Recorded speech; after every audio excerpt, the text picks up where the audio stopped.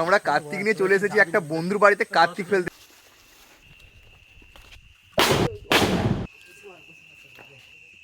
কি করতেছিস?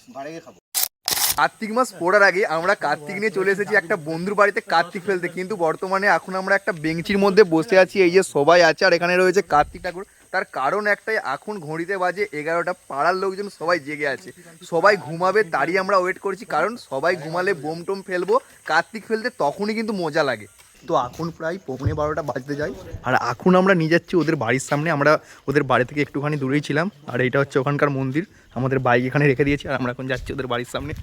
এদিকে সবাই আছি, সত্য।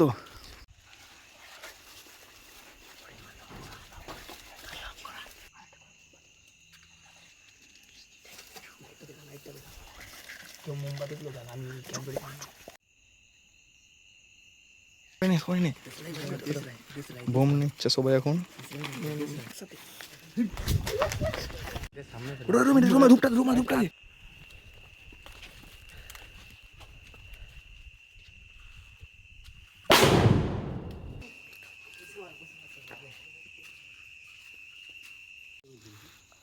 দেখি তো ছবি ছাড়ে এটা লাগবে না?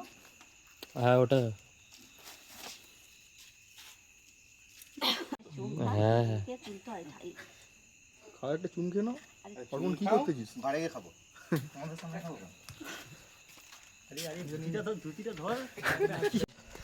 আমাদের কার্তিক দেওয়া সাকসেসফুল হয়েছে। বলো তোমরা কি বলতে যাচ্ছ? সাকসেসফুল হয়েছে।